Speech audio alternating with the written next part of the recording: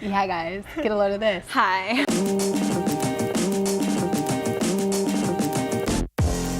Hello everyone, and welcome back to Good Matters, a show about using business to make a positive impact. I'm Rachel Parker Chavez, and I'm here to help you figure out what that looks like for you with practical advice and tools and resources and interviews with people who've already forged the path. Now that last one's what we're doing today, and I could not be more excited. If you've ever wanted to learn what it looks like to take a business from idea to execution, watch today's episode. I'm sitting down with a founder who's built a thriving community and business in just 3 short years. And more important than any of that, she's so very passionate about it all. Joanna Waterfall, founder of Yellow Co. Yellow Co. is a community for creative women who want to use their gifts, skills, and talents to serve the greater good. It started with the Yellow Conference, an annual 3-day event that brings together 500 creative, entrepreneurial-minded women to hear inspiring speakers and take empowering workshops. Last year, they launched the Yellow Collective, a membership platform that enables these women to continue to connect with a quarterly empowerment box full of do-good products, digital resources, as well as on and offline community gatherings. I'm so thrilled to get to talk with Joanna and share with you her journey of how she's built this incredible company. We talk about everything from tips to building an authentic brand, to facing failure, to how to handle overwhelm when you're building a company. Not to mention, she's one of the most encouraging people you'll ever meet. Now, we did go a little bit over. It's already a little bit longer than I normally would make it. So Joanna's given me permission to put her tips for authentic branding into a worksheet that you can grab in this post. Here we go. For anyone who doesn't know you or Yellow yet, if you could just give us a little bit of backstory, that'd be great. Yeah, so Yellow is a community for creative women who want to use their gifts and their skills and their talents to serve the greater good. And it started with a conference in 2014. I wanted to grow my business. I was doing graphic design and I wanted to grow my business, and I wanted to learn more about business and just how to do that. And all of the women in business kind of things that I would go to, I felt like, when you go to something, you're like, these are my people. I didn't feel that when I went to them. Yellow was kind of this hybrid of those 3 things. It was like the entrepreneur in me, the creative in me, and then the social, purpose-driven part of me. And I didn't feel like at the time there was anything like that. There was nowhere where I could hear from women who were really great role models that I could look at and be like, that's someone who I want to aspire to be like. So that's kind of why I started it, because I wanted to be around people like that. I think in the world of technology, when we're all so looking at our screens all day and just getting these bits of connection, but they're just a fraction of what real connection, person-to-person connection is, it's even more amazing to be in a room of 500 women who all have this desire to make an impact on the world and spread good with what they've been given. And the energy in the room, it's you can't even explain it, because it's so awesome. That was 3 years ago now, and we have a membership platform, the Yellow Collective, and we have our next conference coming up in August. Yeah, so exciting. So you had a couple jobs prior, or not jobs, companies prior that you ran. How did that lead into Yellow? Yeah, so I had a graphic design business called Waterfall Creative. My last name is Waterfall. So actually, I still have it, technically. I'm not as active on it as I was. But and then before that, I worked at a design agency in Orange County, and that was my first job out of college. And I really think that my background in running my graphic design business really gave me kind of the ability to get my feet wet in business and marketing, and just the importance of putting your work out there to allow people to come and hire you, essentially. And I really realized that I loved it. And when it came to doing Yellow, I was able to create this whole brand, and I was really excited to do it because there wasn't a client over me telling me what to do, and so it was really fun. But yeah, I think that running Waterfall Creative for so many years really made it a real natural move to be able to move into Yellow. So as you talked about, you you were able to create really your brand, which I think that's something that, at least when I'm talking to people about Yellow, they love. They're like, oh, I found it off of Instagram because it's beautifully curated. So when you're trying to find a brand that is your own, and maybe you're not a branding person, maybe you're not a designer, but you really want to be able to find kind of your voice and just stay true to your brand, especially as a social good entrepreneur, right? What would you have any advice for people who are trying to kind of find their voice or find their brand? Yeah, I think that being true to your voice and always doing like a gut check on like, are the things that I'm doing authentic to me? And is this really like expressing the heart and the mission of why I'm doing what I'm doing? So I think like going even deeper, like knowing your why and why you are doing this business and having an idea that is thought out and you really are solving a problem that needs to be solved, and you're knowing like who you're speaking to, knowing your customer. And I think probably, I know with Yellow and probably with your audience, there's a lot of people who they themselves would be their own customer, which makes it really cool because you already know yourself. So I always try to think of something from like an outside perspective, like, would I like this? Like, because sometimes you just get busy and you're just like, I just need to get an image up, I just need to get something out, I just need to get a blog post up. But really taking the time to be like, okay, I need to like mentally remove myself from this. Do I like this? Like, is this something that I would spend my precious time reading or looking at or clicking on this link? That's been something I think that's been really helpful for me, because chances are if you are drawn to it and you would read it, other people would too. Especially in today's world of technology, like you have like 0.2 seconds to like draw someone in.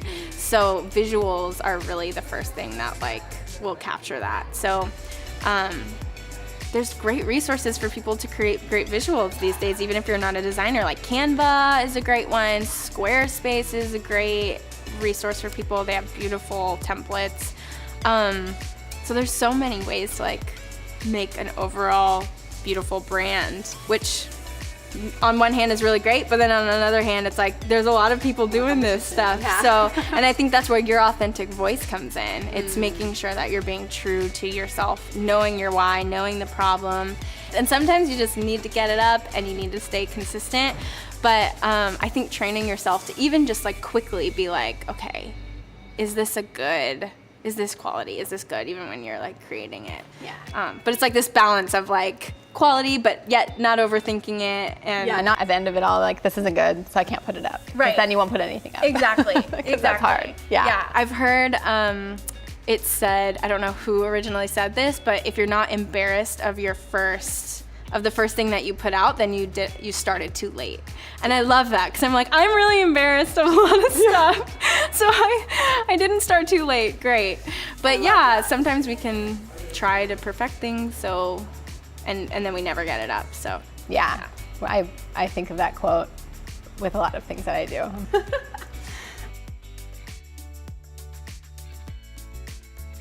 It scaled quite quickly. How have you managed that along the way? I know you said you have a team now, so obviously that's a huge difference. From first day, developing the first conference till now. Like, how have you managed that growth? Yeah, good question. I have made a lot of mistakes along the way. Some of the biggest things that have really helped me have been one, like mentorship. That can save you like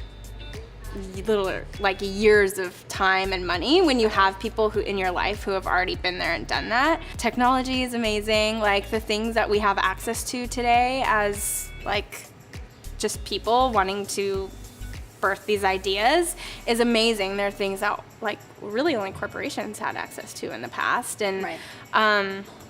So yeah, a lot of just help from people and technology and social media and a lot of failure along the way, but just continuing to like move forward. I think I always just have this mindset of like, okay, that was a mistake, but like that doesn't cripple me. Like, how can we fix it and how can we move forward? Like, own it, but then fix it and like do your best moving forward. And I think as you keep moving forward, there's always going to be new challenges and new things to fail at, but you just got to keep going. So I think that's been like a big thing for me.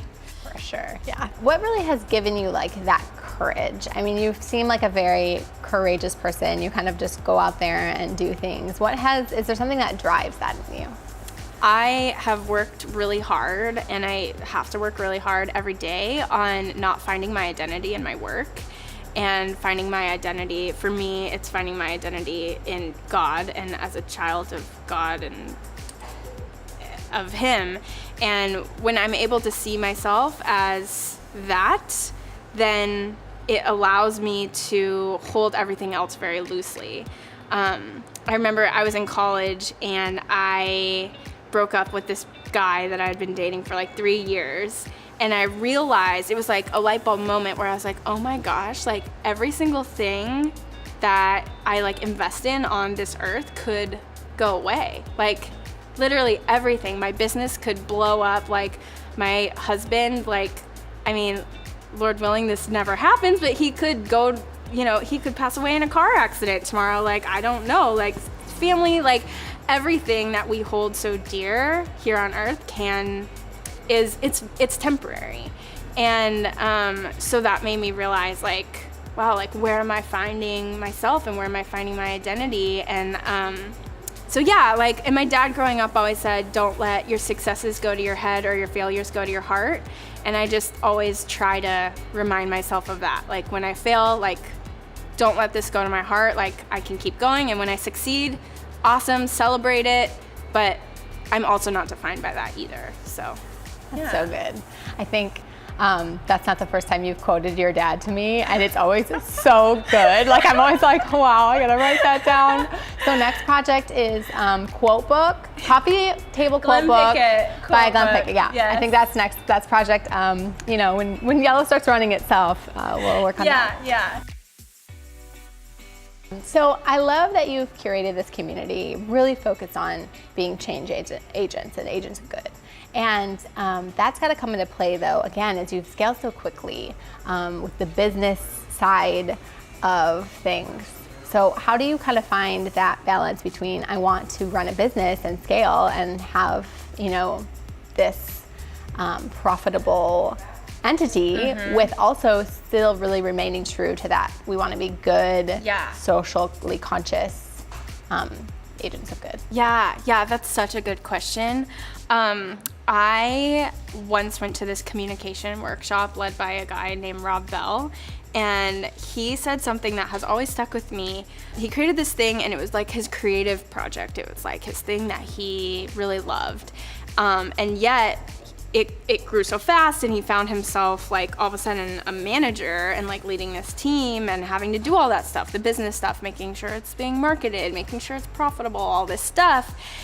And he had no room to like really get back in touch with that like creative part of him that created it in the first place. And I think that's a really easy thing to do. And I've found myself in that position before where you kind of create things, I think, when you're in a place where times are a little bit slower and you're like, what's next for me? Like, and then all of a sudden you have this idea, you're like, that's next. And then it takes off, and then you're like, I have no space to even create anymore or like get back in touch with myself. So he said he rented this like dingy, like $200 a month little studio that was like above a grocery store at a place where he didn't tell anybody where it was, and he would go there every morning and do his like creative work there and like really get in touch with himself and his spirituality and pray and like just have that time to like connect with his soul and like allow the creativity to flow from that. And I think with that too, you also get in touch with like the core of like, who are the people that I'm serving? Like, why am I doing this? Is what we're doing actually helping them? Like, if not, how can we make it actually helping them? And then he would go to his like office and be able to get more in the mindset of like the business mindset, like the marketing, the administrative stuff. But like he just said, in that physical place allowing himself to have like a different physical place to like connect with that like heart of what he was doing was really important. And so I don't have like a little $200 a month studio, but I've tried to like get outside, have like a different space when I need to like connect with that like real part of like the why of what we're doing. But it's the business stuff is important too. And one thing that I've learned is that to serve people well, you do need to manage your finances really well. You do need to have like a good marketing plan, because there's people out there who would benefit from hearing your idea or like being a part of what you're doing. And I think as creatives, and I am a creative and work in the creative world, it's easy to feel like we're being like slimy, salesy people. Selling out because you're marketing. Right. But you have to market or you don't have a business. Exactly. And that allows you to make change, and that allows you to get other people involved in what you're doing. And the better you are at marketing and storytelling, the easier it is for people to get involved. And nonprofits have to learn that. Like, anybody who's doing good has to learn how to get people involved, or else they can't help anybody. Right. So having that switch in my mind has kind of helped, being like, okay, this stuff is actually like helping change the world. It might not be the sexy fun stuff, but it's really important. So yeah. You clearly have a ton going on. You probably have over the past couple of years. And I know a lot of people who are building businesses, they feel that they're either in their 9 to 5 and doing a side hustle, or they're quit their job and now are trying to build something. And that can be overwhelming. Yeah. So is there anything that you've really found that helps with that? Yeah. So when you're starting anything new, or you're doing something that really like takes a lot of you, it can be really overwhelming when you like think of the big picture of what it could mean. So like when I first had the idea to start Yellow Conference, and then people started like buying tickets, it would be really easy for me to feel paralyzed with fear once I started thinking about all of these people in this room in one place, like because of this thing that I made. I was like, that I can't handle that. That's like too much. So what I did, and what I still do this, is I just write down. It's really simple, but like I just have like a notebook where I just write down all the things I need to do. And once I start getting overwhelmed and I think, oh my gosh, there's so many things, like just writing them down and like word vomiting on your notebook, like then you see, oh, these are the things that I need to do. And then just every day, like cross those things off the list. And I've really just found that when you take care of the little things day to day, the big picture completes itself. And that's what you have to focus on, because your job is not to make the big picture. You can't just be like, yes, like this is my like grand big picture plan.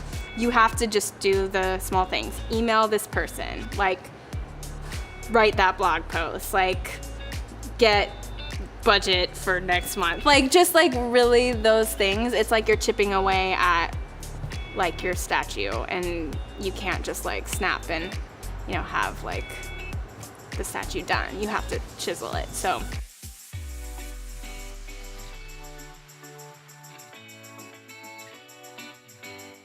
if there was one thing that you had wished you knew when you started, does anything come to mind that you could share? Yes. I hope this doesn't sound depressing, but just that you're never done. Like, I think when I first started, I was like, oh, I'm gonna like do this thing and then it'll be great, and then cool, I'll just like chill after that. I don't know, I just didn't quite know what it was gonna be. And I think one thing that I've realized is that like you can reach your goals and you can accomplish things, and then it's always like, okay, well, what's the next one? And what I've learned is that you can have the biggest goals in the world, and then when you meet them, you're the same person and you feel the exact same. Like, they're not gonna fulfill us, and so you just have to embrace the journey. I think that's what I would tell myself. Embrace all the highs and lows, and don't just be itching to get to that last ending mark, because it's actually not an end. There's never an end. It doesn't exist. It doesn't exist. And that's so interesting, because I feel like I when I talk to people a lot, that does feel like the normal idea of like the trajectory of a business. Like, here's where I'm trying to reach, so I'm just gonna like work to like get there, and that's not a real thing. I always tell people, like, trust your journey. I went to school for graphic design and digital media and thought I would be doing that my whole life. And now I'm doing this completely like different thing, and I'm doing events. I've never had any experience in event planning or anything. And if it wasn't for my experience that I had before in creativity and graphic design and the people that I met and learning how to grow business there, I wouldn't be where I am today.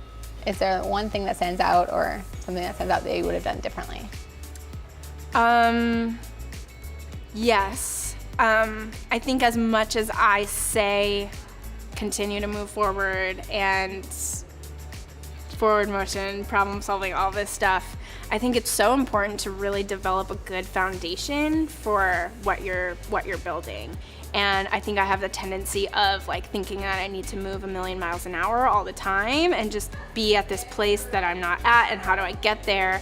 I think that if I was to do it over again, I would really work hard on like that foundation, those foundational elements to then really build off of. I think we, in our fast-paced culture, sometimes underestimate the power of like a solid foundation. Yeah. Yeah, I love that. When everything's telling us just move. I think everyone's feeling like people are flying by me. But then if we get places fast without that foundation, it's not likely sustainable. Right, exactly. I mean, I'd really just say like keep going and keep making mistakes, and don't let those mistakes cripple you. Like, things don't always turn out the way you think they will, but it doesn't mean that you as a person are a failure, or that you are any less worthy of being the person to lead this thing that you're doing. It's really just figuring out problems and problem solving. Okay, this didn't work. Why? Like, let me dig into this. And there's always a solution. So before we go, tell us how we can connect with you and the conference and everything that you're doing. What's the best way to connect? Yeah, well, you can find all of the things at yellowco.co. So that's yellowco.co. And there we have information about the conference. We have information about the collective, links to our social media. We're on Instagram at Yellow Conference. And I am on Instagram at Joanna Waterfall, and you do really good Instagram stories that are really funny. I like stories. It's a little less pressure than the images, that stay there for a long time. Just good and just real. It's funny. It's fun. It's a good one. Okay. That's good. Thank you so much, Joanna. I appreciate it. Am I right? So much good stuff. If you want to grab that authentic branding tip sheet I mentioned earlier, go to defininggood.com, episode 19, probably where you're watching this episode right now. But if you only take one thing away from today, I hope it's Joanna's beautiful advice about failure. It's something we all face as entrepreneurs, and something we all need to fear, I think, a little bit less. As always, if you have any questions, please feel free to send them my way. If you like this episode and you know of other people who are also using business for good, please share it with them. And don't miss a thing by signing up for Defining Good updates, tools, and free resources on defininggood.com. Remember, you have a unique voice and a distinct circle of influence, so you can choose to ignore it, or you can use it to change the world. Thanks so much for watching, and I hope to see you again soon. Challenges. Yeah, it's... Will this ever... We're here with Joanna Waterfall, and I'm wearing a hat.